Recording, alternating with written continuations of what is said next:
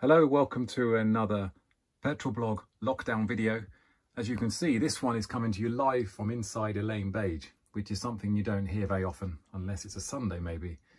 This is a slightly different video because I wanted to explain why there's been such a delay in getting this video to you.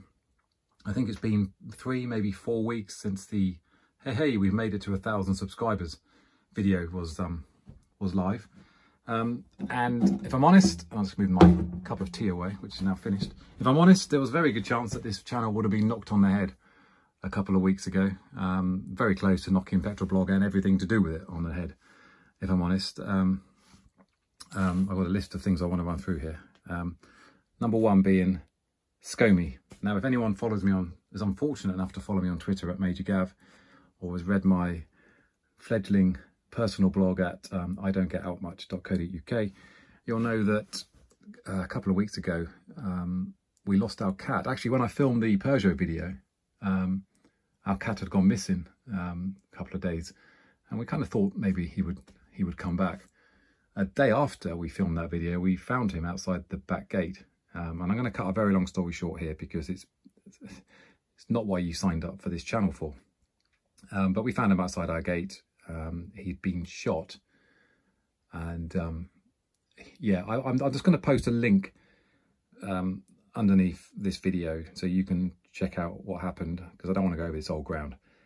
But suddenly, you know how it's weird how something relatively insignificant, I mean it's just a small black cat, but something very, very insignificant can knock you off course.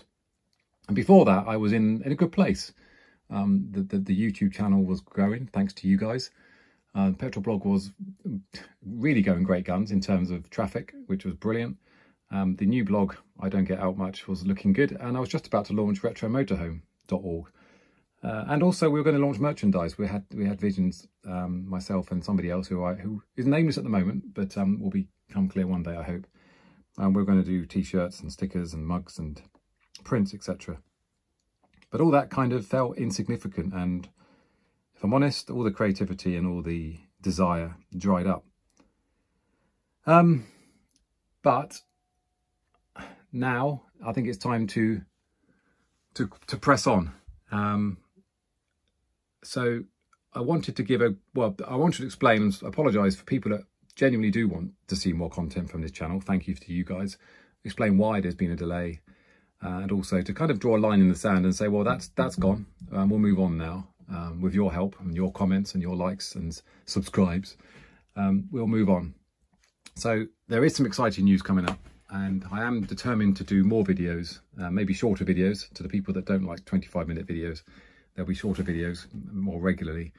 But I'll give a quick update on the fleet as it stands at the moment. So yeah, we'll start with ScoMe. I can tick ScoMe off, unfortunately, bless him. And many thanks, but I'll do one more thing. Many thanks to anyone who's been on the Just Giving page to donate money to Cats Protection. I know many of the people who watch this channel have donated, and we've made £400 for Cats Protection, which is phenomenal. So thank you very much for that. So I'll whistle a bit of a whistle-stop tour through my Moleskine notebook to tell you what's what. Good, as you can see, Elaine Beige is here. Elaine Beige is back in the house. It's been raining all day, and it sounded like pebbles in a wheelie bin when it rains in here. It's horrendous. I don't suppose you won't get any sleep if you're sleeping one of these when it's raining. But she's back. It took a bit longer than we thought since we brought her out of storage, because she failed her MOT. We knew she was going to fail the MOT. We knew there were certain things that she was going to fail on. But in the end, she needed the biggest thing was the fuel pump. The fuel pump had packed up, and we knew she was leaking diesel, but we thought it was a pipe, but it turned out to be the diesel pump itself.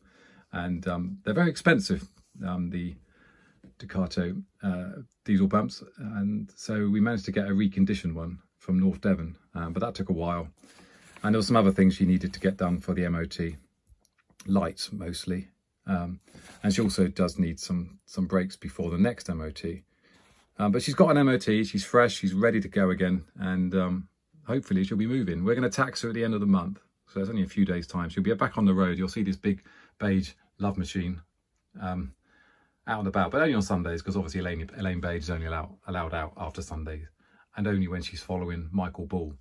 And that's a terrible gag that will only make sense if you happen to live in the United Kingdom and listen to Radio 2 and be over the age of 40. Anyway, moving back on. Safran, great news about the Safran. Look, she's got a fresh MOT.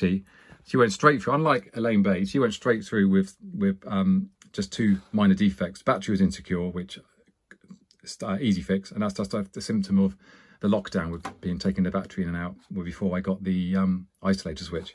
And the anti-bowl rail linkage ball joint dust cover is severely deteriorated on the near side. The really nice thing about it is the MOT tester, I can't remember the exact words now because it was a couple of weeks ago, but I think he said bloody near mint. He called a Safran bloody near mint, which I think for a £200 Safran is A, brilliant, and B, a credit to the previous owner, Robin. So I have been in touch with Robin to tell him. He was delighted, as am I, to have a bloody near mint Safran. Couldn't be more happy with that car. Although, I'm trying to think what I had to do to get for the MOT. Obviously, the windscreen was good. That's the really good news. The windscreen is passed. It passed. So the damage in the windscreen was in zone B, or outside zone A. That's the critical part.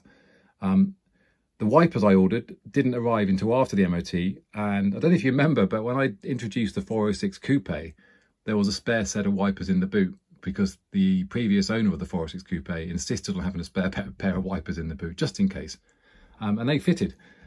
So at the moment she's got the 406 Coupe's wipers on, but the new set that I ordered, the Valeo set that I ordered from Autodoc, installed in their box, and now we put on. The other thing is the one of the number plate lights wasn't working, so I managed to take one from the interior in the boot light. One of the boot lights has been removed and is now working as a number plate light. So in general, she went amazing. I'm amazed. I'm so chuffed with that car. I can't tell you how much I love that car. Even more so now she's got a fresh MOT, and she might be one of the cars that I tax at the end of the month. I've got to make a decision on what gets taxed. So we've done the Safran. The 406 Coupe, well, the 406 Coupe, it's slow progress. She's now in the garage. She's now in the barn where the Mercedes was. We'll come on to the Mercedes next. But the 406 is now in the undercover. We've taken the front wheels off with respect to the brakes and stuff like that. We had a bit of an issue last week when manoeuvring her around. The throttle cable, the accelerator pedal went to the floor. And the revs went to almost, well, sky high to the rev limiter.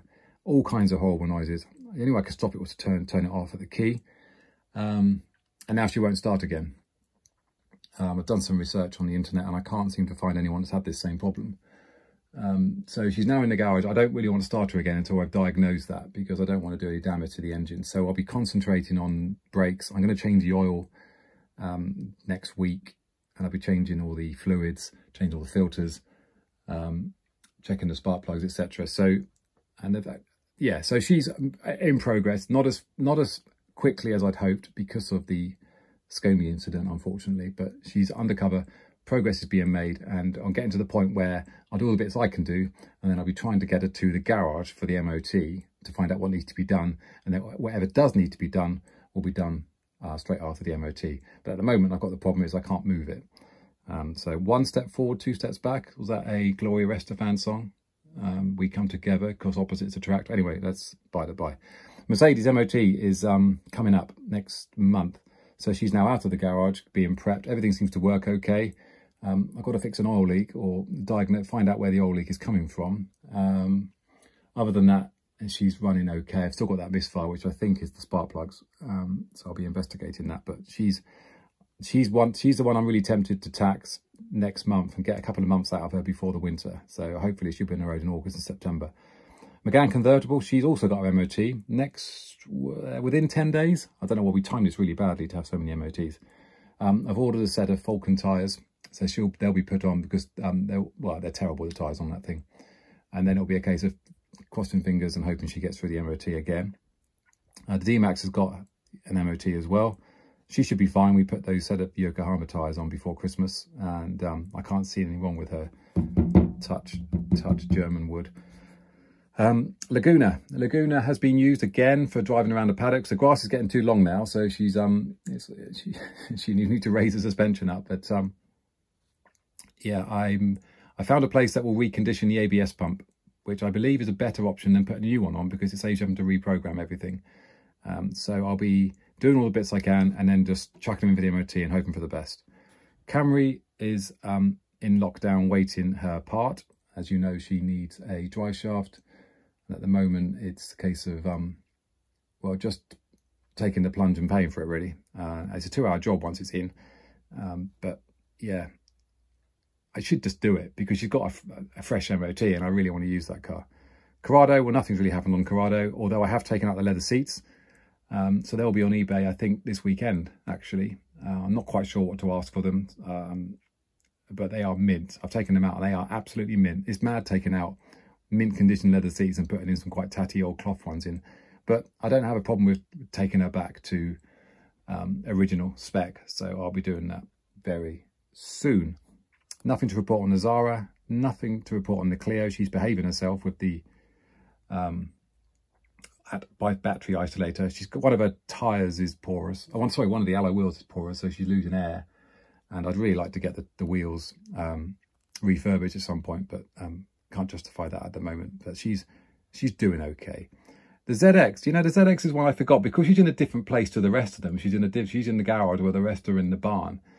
I forget I own the ZX 16 valve, and somebody asked me, my son asked me yesterday, what's my favourite car, and it is between the ZX and the Safran. So I really need to get the ZX out. Last time I tried, she didn't start.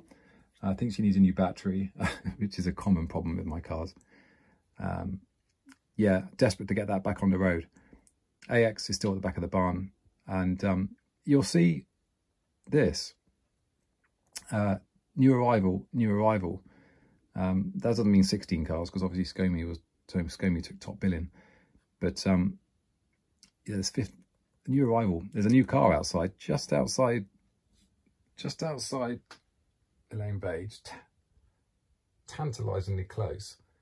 There is a new arrival, which I will be videoing straight after this. So that will be the next video, will be a new arrival.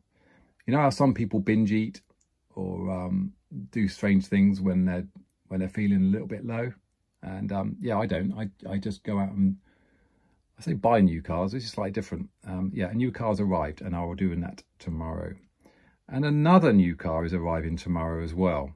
Slightly different again. There's different reasons for it arriving.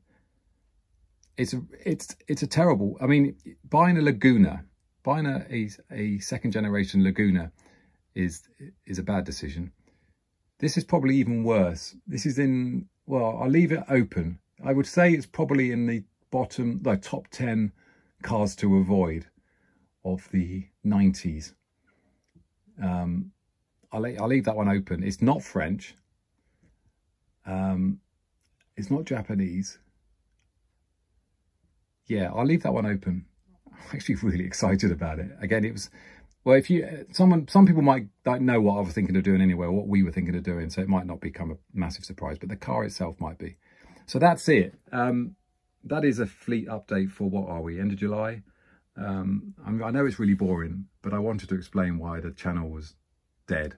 And I've looked on today and there's loads of comments which I haven't responded to, and I apologise for that. But basically, Twitter, YouTube, even Petroblog I haven't touched, I haven't looked at, which is not good enough.